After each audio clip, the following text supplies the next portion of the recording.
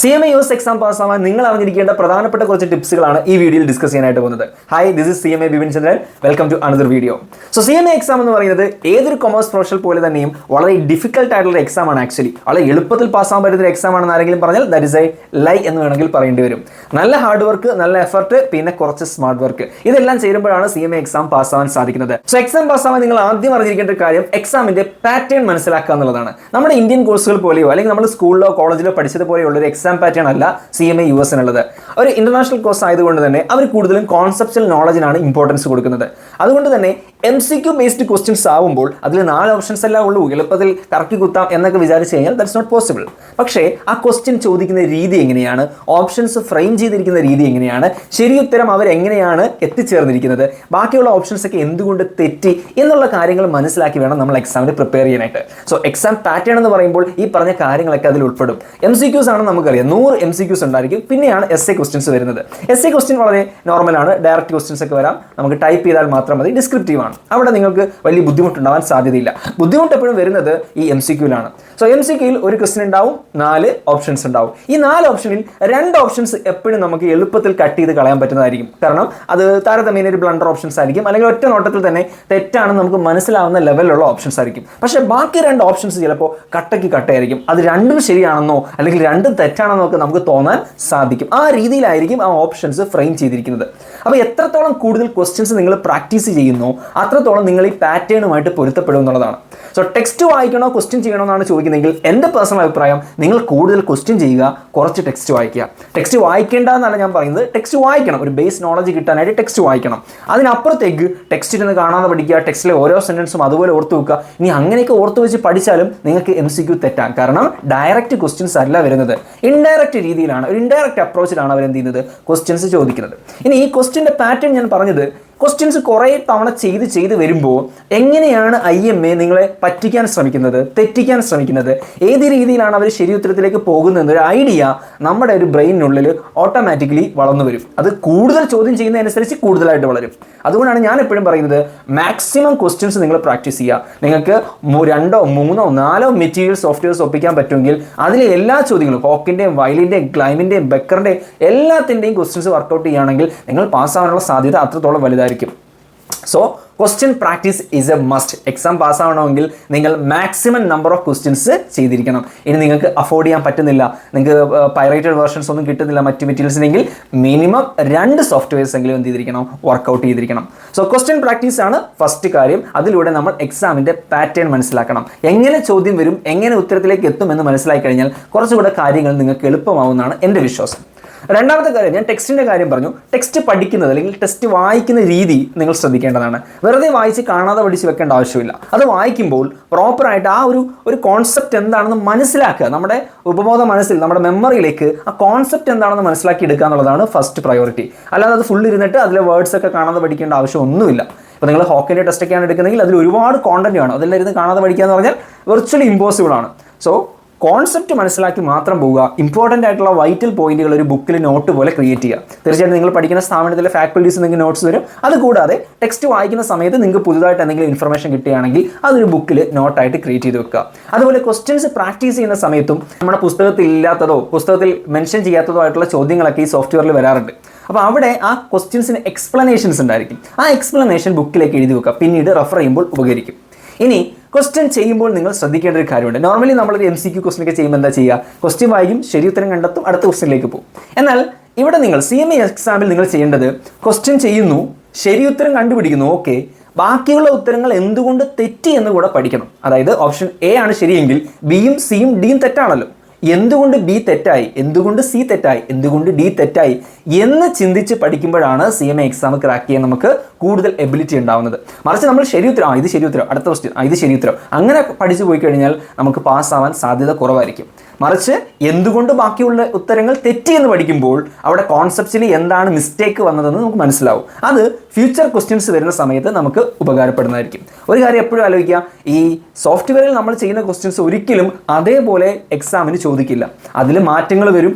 അതിലെ കോൺസെപ്റ്റിനെ ഉൾട്ട അടിച്ചും തിരിച്ചും മറച്ചും ഒക്കെ ആയിരിക്കും ചോദിക്കുന്നത്. സോ ബേസിക്കലി ഈ ക്വസ്റ്റ്യൻസ് ചെയ്യുന്നതുകൊണ്ട് നമ്മൾ ആ എക്സാം പാറ്റേൺ മനസ്സിലാക്കുക, ക്വസ്റ്റ്യൻ വരുന്ന രീതികൾ പഠിക്കുക എന്നുള്ളതേ ഉള്ളൂ. അല്ലാതെ ഈ ക്വസ്റ്റ്യൻസ് കാണാതെ പഠിക്കുക എന്നുള്ളതല്ല.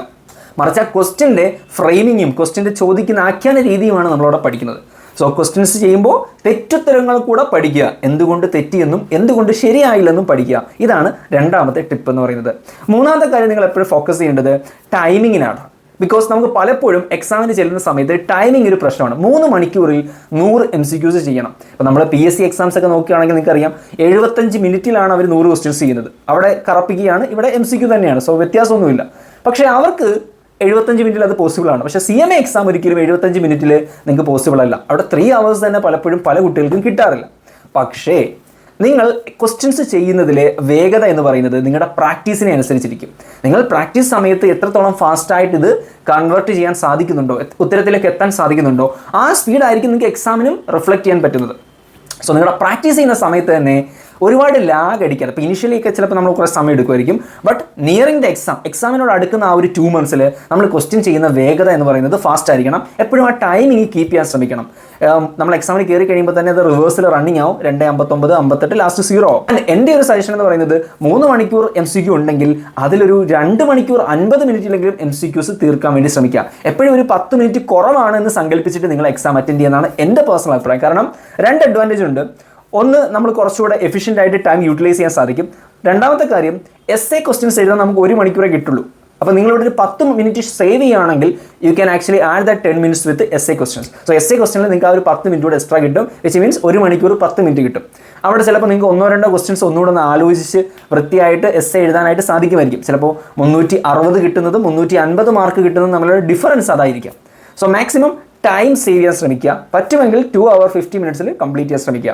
അപ്പോൾ അതെങ്ങനെ കംപ്ലീറ്റ് ചെയ്യാൻ പറ്റുമെന്ന് ചോദിച്ചു കഴിഞ്ഞാൽ, നിങ്ങൾക്ക് ഡൗട്ട് വരുന്ന വളരെ കോംപ്ലിക്കേറ്റഡ് ആണെന്ന് നിങ്ങൾക്ക് തോന്നുന്ന ക്വസ്റ്റ്യൻസ് ഫ്ലാഗ് ചെയ്തിട്ട്, നിങ്ങൾക്ക് അതിൽ ഫ്ലാഗ് ചെയ്യാൻ ഓപ്ഷൻ ഉണ്ട്, ഒരു ഫ്ലാഗ് ബട്ടൺ ഉണ്ട്. അതിൽ ക്ലിക്ക് ചെയ്യുമ്പോൾ ആ ക്വസ്റ്റ്യൻ നമ്പറിന് നേരെ ഫ്ലാഗ് കാണും.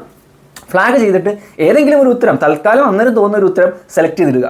എന്നിട്ട് ബാക്കി അറിയാവുന്ന ക്വസ്റ്റ്യൻസ് ഒക്കെ ചെയ്തതിന് ശേഷം ഈ ഫ്ലാഗ്ഡ് ക്വസ്റ്റ്യൻസ് വന്ന് ചെയ്യുക. പലപ്പോഴും കുട്ടികൾക്ക് പറ്റുന്നൊരു അബദ്ധം, ചിലപ്പോൾ ഒരു ക്വസ്റ്റ്യൻ അവർക്ക് ഓൾമോസ്റ്റ് ഉത്തരം അറിയാമായിരിക്കും, അപ്പോൾ അവർ അതിൽ തന്നെ സ്പെൻഡ് ചെയ്ത് വിലപ്പെട്ട കുറേ സമയം കളയും. അത് ചെയ്യാൻ പാടില്ല. നിങ്ങൾക്ക് ഡൗട്ട് ഉണ്ടെന്ന് തോന്നിക്കഴിഞ്ഞാൽ തൽക്കാലം തോന്നുന്നൊരു ഉത്തരം ക്ലിക്ക് ചെയ്യുക, ക്വസ്റ്റ്യൻസ് ഫ്ലാഗ് ചെയ്യുക, അടുത്ത ചോദ്യത്തിലേക്ക് പോവുക. എന്നിട്ട് അറിയാവുന്ന ക്വസ്റ്റ്യൻസ് എല്ലാം ചെയ്തതിന് ശേഷം ബാക്കി ടൈം നോക്കി ആ ടൈമിനനുസരിച്ച് ഫ്ലാഗ്ഡ് ക്വസ്റ്റ്യൻസ് അറ്റൻഡ് ചെയ്യുക. നെക്സ്റ്റ് നിങ്ങൾ ചെയ്യേണ്ട ഒരു കാര്യമാണ്, എസ്സേയിലേക്ക് വരുന്ന സമയത്ത് എസ്സേ ടൈപ്പിംഗ് ആണ്. നമ്മൾ എഴുതുമല്ല, മറിച്ച് കീബോർഡിൽ ടൈപ്പ് ചെയ്യാണ് ചെയ്യുന്നത്. സോ ടൈപ്പ് ചെയ്യാൻ ചില ആളുകൾക്ക് അറിയുന്നുണ്ടാവില്ല, ചിലർക്ക് സ്പീഡ് ഉണ്ടാവില്ല, ചിലർക്ക് ചില ബട്ടൺസ് എവിടെയാണെന്ന് പോലും അറിയുന്നുണ്ടാവില്ല. അപ്പോൾ അത് ഒന്ന് പ്രാക്ടീസ് ചെയ്യുന്നത് എപ്പോഴും നല്ലതായിരിക്കും. കാരണം എസ്സേയിൽ ഈ പറഞ്ഞതുപോലെ 1 hour ആണ് നമുക്ക് ഓൺ ആവറേജ് കിട്ടുക. അപ്പോൾ അവിടെ നമ്മൾ ഈ ടൈപ്പ് ചെയ്യുന്നത് സ്ലോ കാരണം നമുക്ക് ചില ഉത്തരങ്ങൾ അറ്റൻഡ് ചെയ്യാൻ പറ്റാതെ വരും. കാരണം ഏകദേശം 10 മുതൽ 12 ക്വസ്റ്റ്യൻസ് വരെ ആയിരിക്കും എസ്സേയിൽ ഉണ്ടായിരിക്കുന്നത്. എസ്സേ ഉത്തരങ്ങളൊന്നും വാരി വലിച്ച് വലിയ പാരഗ്രാഫായിട്ട് എഴുതേണ്ട ആവശ്യമൊന്നുമില്ല. പക്ഷേ സ്റ്റിൽ 12 ക്വസ്റ്റ്യനും അറ്റൻഡ് ചെയ്തൊരു ആൻസർ കൊടുക്കണമെങ്കിൽ അവിടെ കുറച്ച് ടൈം ആവശ്യമാണ്. അപ്പോൾ അവിടെ സ്പീഡ് ടൈപ്പിങ്ങിൽ ഉണ്ടെങ്കിൽ that will help you. So type ചെയ്യാനായിട്ട് ഒരു കീബോർഡിൽ ടൈപ്പ് ചെയ്യാൻ പഠിക്കുന്നത് എപ്പോഴും നല്ലതായിരിക്കും. ഇനി എസ്സേ ക്വസ്റ്റ്യൻസിനെ പറ്റി നിങ്ങൾ കൂടുതൽ പേടിക്കേണ്ട ആവശ്യമില്ല. കാരണം എസ്സേ ക്വസ്റ്റ്യൻസ് MCQ പോലെ ഭയങ്കര കോംപ്ലിക്കേറ്റഡോ ഭയങ്കര കോൺസെപ്റ്റിലോ ഒന്നുമല്ല. മിക്കപ്പോഴും ഡയറക്റ്റ് ക്വസ്റ്റ്യൻസ് ആണ് വരുന്നത്. 1-2 കാൽക്കുലേഷൻസും ആഡ് ആവാറുണ്ട്. ഇനി അതുമാത്രമല്ല, മുൻകാലങ്ങളിൽ അല്ലെങ്കിൽ മുൻ വിൻഡോസിലൊക്കെ ചോദിച്ച ചോദ്യങ്ങളൊക്കെ റിപ്പീറ്റ് ചെയ്യാറുണ്ട്. സോ നിങ്ങൾക്ക് തൊട്ട് മുന്നേ ഉള്ള വിൻഡോസിലൊക്കെ ആൾക്കാർ എഴുതിയ എക്സാമിന് വന്നിട്ടുള്ള എസ്സേ ക്വസ്റ്റ്യൻസ് ഏതൊക്കെയാണെന്ന് കളക്ട് ചെയ്യുകയാണെങ്കിൽ അതിലെ ഒരു 3-4 ക്വസ്റ്റ്യൻസ് എങ്കിലും റിപ്പീറ്റ് ചെയ്ത് വരാനും സാധ്യതയുണ്ട്. സോ അതൊരു നോർമലായിട്ട് നിങ്ങളുടെ എക്സാം എങ്ങനെയാണ് പ്രിപ്പയർ ചെയ്യുന്നത് ആ രീതിയിൽ പ്രിപ്പയർ ചെയ്താലും എസ്സേ വിൻഡോയിൽ നിങ്ങൾക്ക് വലിയ പ്രശ്നം ഉണ്ടാവില്ല. സോ നമുക്ക് ഏറ്റവും കൂടുതൽ ഇമ്പോർട്ടൻസ് എന്ന് പറയുന്നത് എപ്പോഴും എന്താണ്, MCQs ക്ലിയർ ചെയ്യുക എന്നുള്ളത് തന്നെയാണ്. 5ാമത്തെ കാര്യം എന്ന് പറയുന്നത് നിങ്ങളുടെ ടെൻഷൻ ഒഴിവാക്കുക എന്നുള്ളതാണ്. പറയാൻ എളുപ്പമാണെങ്കിലും ഫസ്റ്റ് എക്സാം എഴുതാൻ പോകുന്ന സമയത്ത് നമുക്ക് നല്ല ടെൻഷൻ ഉണ്ടാവും. സോ ഞാൻ ആദ്യമായിട്ട് എക്സാം എഴുതാൻ പോയ സമയത്തും എനിക്ക് നല്ല ടെൻഷൻ ഉണ്ടായിരുന്നു. പ്രധാനമായിട്ടും നമ്മുടെ ടെൻഷൻ എന്ന് പറയുന്നത് ഫൈനാൻഷ്യൽ ടെൻഷൻ തന്നെയാണ്. കാരണം നമ്മൾ അത്യാവശ്യം ക്യാഷ് സ്പെൻഡ് ചെയ്തിട്ടാണ് ഓരോ എക്സാം അറ്റൻഡ് ചെയ്യുന്നത്.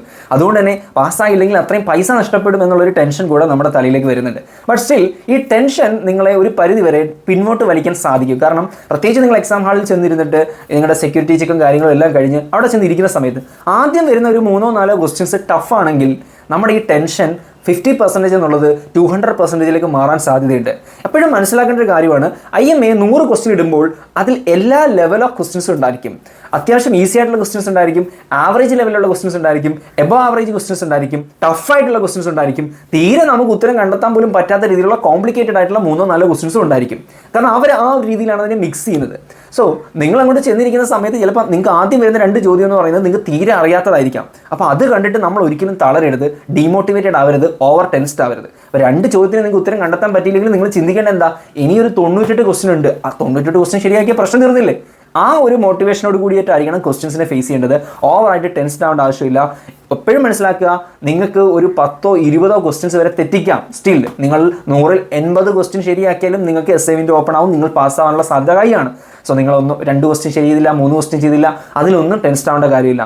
So be composed, be patient, be calm. Maximum നിങ്ങളുടെ പ്രഷർ കുറയ്ക്കാൻ ശ്രമിക്കുക. It's not easy, I know that, but still അത് ട്രൈ ചെയ്യുകയാണെങ്കിൽ it can help you and create wonders for you. ഇതൊക്കെ നിങ്ങൾക്ക് ഉപകാരപ്പെടുന്നു വിശ്വസിക്കുന്നു. എന്തെങ്കിലും സംശയങ്ങളുണ്ടെങ്കിൽ കമൻറ്റ് ബോക്സിൽ ചോദിക്കാവുന്നതാണ്. മറ്റൊരു വീഡിയോയിൽ വീണ്ടും കാണാം. Thank you.